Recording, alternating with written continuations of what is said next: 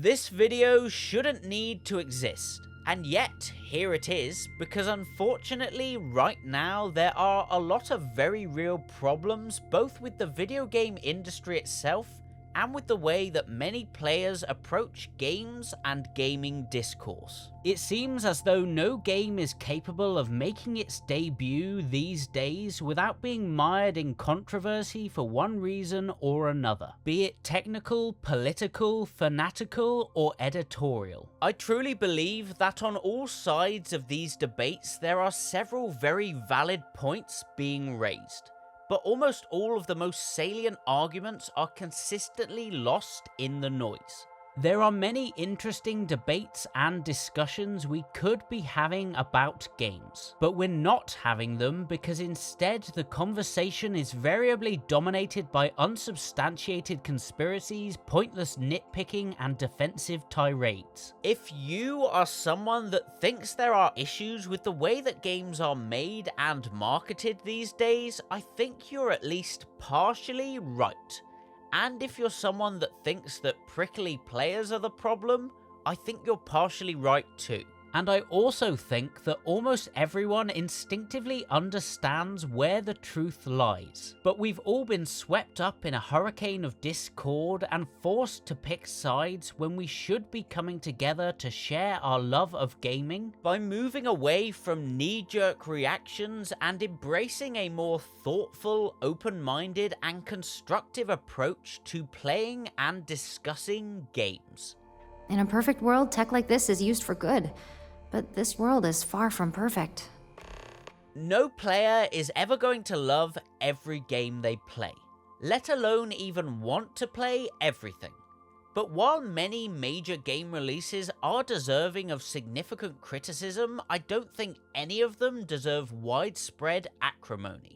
As someone who thoroughly enjoyed my first playthrough of Starfield, I was shocked to see how overwhelmingly negative the sentiment around the game was at launch. This was a new IP from a beloved studio, after all, so I thought everyone would be rooting for Starfield. But it failed to connect with a lot of players from the get-go, and various criticisms about its gameplay loop and its politics escalated into a campaign of negativity. More recently, Dragon Age the Veilguard released to a miserable flurry of misery from people upset about its questionable writing, its non-binary companion, and changes to the franchise itself. I enjoyed my time with the game, but it did have problems, and longtime Dragon Age fans had many good reasons to not like it. Though unfortunately, any meaningful conversation about the Veilguard was completely buried under the unceasing online vitriol. And then, even more recently, the release of Obsidian's Avowed was met with antipathy for a host of other reasons. Again, the game does have many issues, but Avowed was another new title from a beloved studio, so it amazed me that people were so ready to hate it, especially when my overwhelming feeling after many hours played is just that it's brilliant and genuinely deserving of attention from players. At the same time though, I do understand having a viscerally bad reaction to a game when it's approached in the wrong way. When I first played The Witcher 3 all the way back in 2015, I really didn't enjoy it that much, because it simply wasn't giving me the kind of experience I had expected. Though I hadn't touched the previous Witcher games, I bought The Witcher 3 at launch because I'd heard that it was an RPG, and having recently replayed Fallout 3 and Skyrim, I went into the game expecting something Bethesda-like, and soon found myself sorely disappointed. I know The Witcher 3 is a good game now, but at the time my expectations were so unreasonable that I spent most of my playthrough upset about what the game wasn't rather than enjoying what it was. If I had attempted to review the game after finishing it back then, most of that review would have focused on all the ways that the game is bad at being a Bethesda RPG, and I see now in retrospect how utterly ridiculous that is. It does help me understand how these harmful narratives can take hold though. When someone looks at a game with skewed expectations or biases, and has enough influence for their ideas to take root and quickly grow out of control.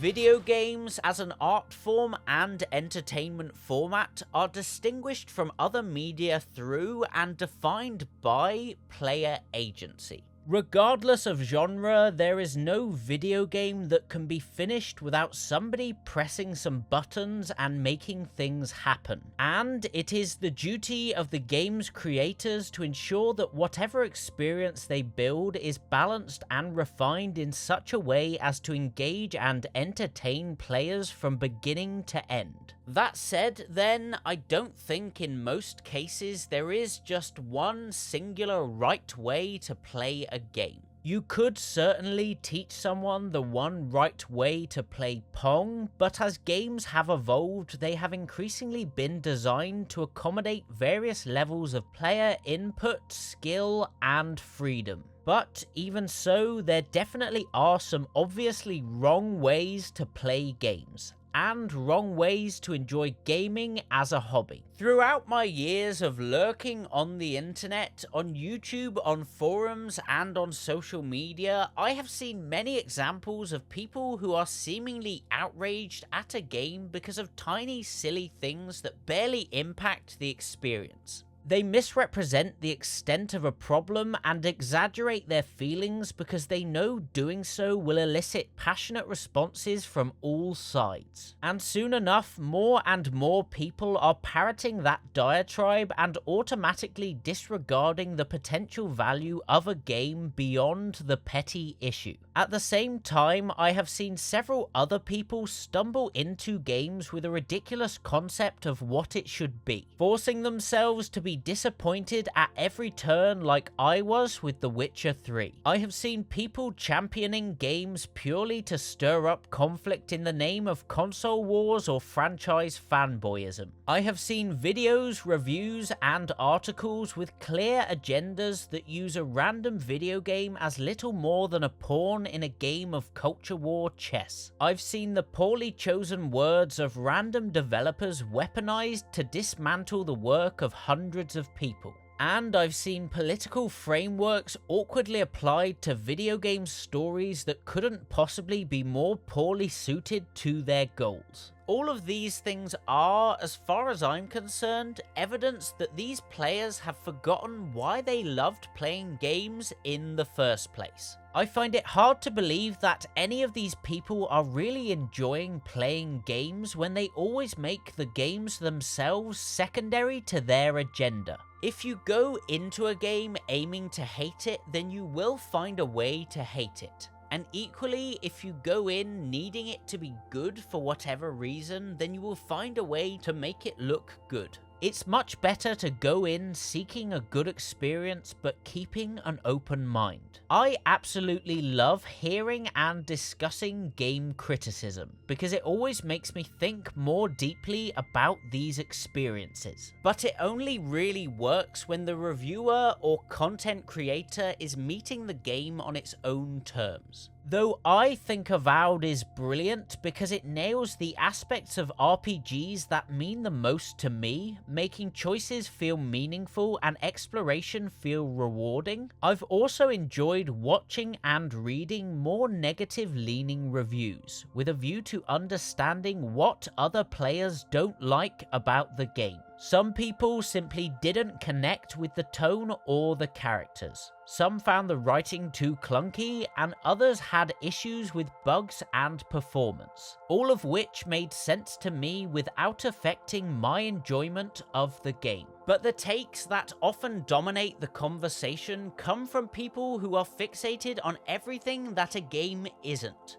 and anything that pushes their invented narratives. They're upset that Avowed doesn't have enough cutscenes, that the game's companions aren't romanceable, every object isn't destructible, or every NPC isn't killable. Comparing how reactive Avowed's world is to Skyrim's is an interesting academic exercise, but it doesn't really affect how Avowed feels to play. It's a bit weird that NPCs are often stapled to the ground, but it never detracted from my fun. Let me be clear that I do think these issues are worth discussing, because prospective players have a right to know what kind of game Avowed is, and because we should be debating both the good and bad of games. But the problem is when people weaponize these missing features or minor failings in a way that suggests they somehow undermine the experience or are indicative of the game's overall quality. I have discussed Starfield's many problems across several different videos, and I've spoken in depth about what I think the real problem is with the Veilguard's dialogue. But I've always tried to approach these discussions from a place of sincere curiosity and love for gaming and storytelling on the whole. We're allowed to have standards, but we have to be sensible enough to apply those standards in the context of a game's scale and intentions. So I always try to contextualize complaints with compliments and remain constructive wherever possible. The reality is that very few games are given the time and resources to implement every possible feature the player can imagine, and we shouldn't penalize developers for focusing their efforts on different aspects of an experience. I do think that comparisons between titles in the same series or from the same developer are more warranted, but still don't need to be undertaken with such malice. There is no shortage of games available to players these days, and they all have their own unique merits and failings. So, at the end of the day, if a specific feature means a lot to you, or if you think you have better options, then you don't have to play or even show any interest in the latest major release. Video games aren't cheap, and we all have only so much time to spare, so we do have to prioritize based on something. But that doesn't mean we can't get back to a game when it's on sale later, and it definitely doesn't mean we should dismiss and degrade a game based on the random nitpicks of an online critic. Because every release deserves a fair chance at finding an audience, especially when corporate decision-making and marketing arrangements rarely seem to work in a game's favor. Damn it. All because of the mess Solus started here. This is his doing. And now the forest pays for it. The current state of the games industry is in many ways pretty dire. Games are getting cancelled or shut down left and right, and the sheer number of layoffs and closures across both successful and struggling studios is genuinely horrifying. And yet, at the same time, when we should be celebrating the talented people working on these games, online commentators are habitually treating these developers like dirt. Game development roles clearly aren't a stable job for most, and the industry isn't easy to get into either. The vast majority of devs have worked hard to get where they are, and even when they do a good job, they could still get fired at any moment because the numbers aren't adding up right on the spreadsheets. Somehow, with all of that being obvious, there are still people who continually get mad at developers. The people who love games enough to dedicate their lives to making them and giving players fun and meaningful experiences. It almost feels like some kind of weird conspiracy that so many could possibly have things so backwards. Because if you're going to be furious at anyone, it should be the corporate decision makers who consistently prioritize profit over everything else. Though I know there are exceptions where studios have managed to maintain creative control, it's clear that many of the corporate decision makers couldn't care less about actually making good games. Because the realities of big business require that they prioritize making games that have the potential to make big big money instead. As far as I'm concerned, then, it's a minor miracle any time even a passably good game manages to make its way onto my hard drive. Because I firmly believe that the majority of development and release issues come down to mismanagement of the creative professionals working on these experiences above all. Numerous studios with incredible talents for making very specific types of games have been forced to work on flavor of the month live service genres to avoid risk and appease shareholders. And those are the lucky ones, because many others are shut down at the first sign of trouble. BioWare knew how to make incredible RPGs, and then they were forced to make a multiplayer game called Anthem, and it's not surprising that it didn't turn out great. Dragon Age: The Veilguard almost ended up being multiplayer too, but the devs were given a chance to adapt and rework it into something closer to what players expect from BioWare. And we should have been so thankful that that happened. But now, after the game flopped dramatically, the studio has been downsized, and EA leadership will almost certainly be less likely to take as many risks on similar games in the future. Avowed 2 was apparently nearly a multiplayer game, but I'm glad it managed to escape that fate. So many talented people have spent so many hours working on games that are constantly rebooted or never see the light of day, according to the whims of the suits in charge. It's unfortunate, but these are just the realities of the situation. And I don't personally think that mercilessly ridiculing a game is going to make things better. It's far more likely to ensure that some of these studios will never get another chance to make a game that you might love. It's worth mentioning that problems with video game marketing and PR also regularly set these games up to fail by essentially throwing them to the online wolves without properly setting expectations first. It is definitely difficult to establish what playing a game actually feels like, and what players will and won't be doing, while also making the game look attractive to potential buyers. But consumers do have a right to know what they're buying before they buy it. The trouble is that these companies know people will latch onto faults in pre-release gameplay, so they try to embellish or obscure them. But all that really does is set a longer fuse on the fan backlash dynamite. When they create a situation with the marketing that allows players to get too excited, then some are always going to be disappointed. I think Starfield's marketing should have been more upfront about the number of loading screens, for example. Save plenty of good surprises for players to find in-game, but don't surprise them with obvious shortcomings. Regardless, I think that we, the players, should celebrate the good in games wherever and whenever we can find it. Because if we're not careful, if so many games continue to underperform, we'll only end up getting less and less of what we love.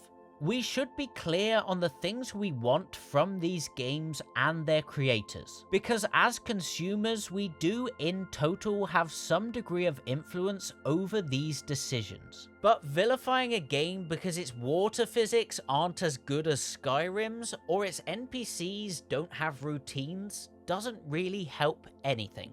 I tried to tell them my vapors would protect their minds from the change. They wouldn't listen. This so-called merchant is like a fly buzzing around the misery of others. Nonsense! Players should be able to tell developers and big game companies what they want from games, but there is a right and a wrong way to do so. We have to remember that there is a not insubstantial number of people who play games or even just watch a few minutes of gameplay while specifically looking for things to mold into content to support their usually negative narratives, because that angle gets clicks. And the more clicks a specific attempt at disparagement gets, the more they will capitalize on that audience using established partisan positions to make things worse and worse and win more people over to their side. And once their negative mindset has dominated the conversation, that narrative is incredibly hard to dethrone. Over and over again, we see games re-evaluated and eventually revered once the hate train has moved on to another station, and people can slowly acquaint themselves with the now massively discounted game before suddenly realizing it's actually quite good in its own way. I just desperately wish that we could learn to appreciate the good we've got when we've just got it, rather than honoring these games years after the fact when the studio who made them has disbanded or been sent to dig up fool's gold in the live service mines. So we need to be careful who we follow and listen to. There are plenty of people out there who are sincere and thoughtful when discussing games, who can open your eyes to things you've missed and help you realize why you love the things you love or hate the things you hate. You should seek first to enjoy games, or at the very least approach them with an open mind and reasonable expectations. And you should use reviews and discussion to inform or expand your feelings, rather than decide them. We shouldn't engage with grifters who clearly love attention more than games. Try to recognize when you are being coaxed into responding to things in a very particular way, rather than forming your own opinion. Try to identify when an apparent review is little more than a familiar knee-jerk reaction. Try to notice when people are weaponizing statistics and minor details to incite uproar. For my part, I can assure you that I will always try to approach any game I play with a sincere desire to find something good in it. And when that's not possible, I promise I will approach conversations about the negative stuff, hoping to explain why I feel that way, what I think the problems are, and how they might have been resolved. Above all, I want you to know that I would never say anything about a game that I don't firmly believe based on my actual experience. I may sometimes get overly excited or overly negative if I'm especially surprised or disappointed by something, but I will always try with my words to express how I really feel about a game.